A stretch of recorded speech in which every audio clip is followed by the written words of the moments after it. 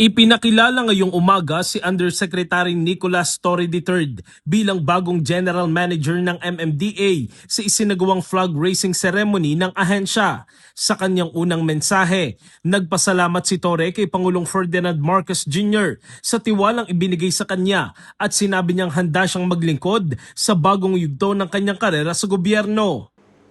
Coming from uniform service, this is an adjustment for me, admittedly. And I'm very excited to join you, to join the ranks of the people who keep Metro Manila moving, that keep the metropolis where we all live, work, and do business in. And suffice it to say, a new phase of my career in government service. I'm very excited to join you. And I do hope that I'll make the contribution expected of me here in MMDA. Ayon kay MMDA Chairman Atty. Don Artes, si Torre ang mangunguna sa pang-araw-araw na operasyon ng MMDA, kabilang ang traffic management, flood control, public safety at solid waste management sa buong National Capital Region.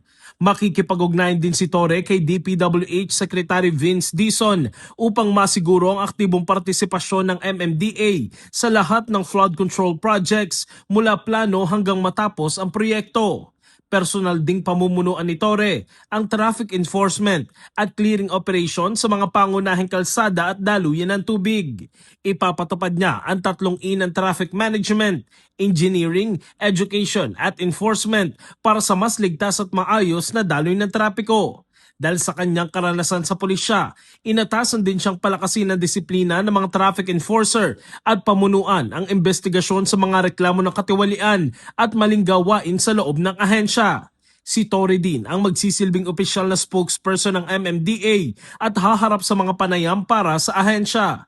Kahapon, pinangunahan niya ang inspeksyon sa rehabilitasyon ng EDSA kasama ang DPWH at iba pang ahensya. Habang nagpapatuloy ang 24 oras na roadworks, nananatiling mabagal ang daloy ng sasakyan sa ilang bahagi ng EDSA dahil sa pansamantalang pagsasara ng 1 hanggang 2 linya.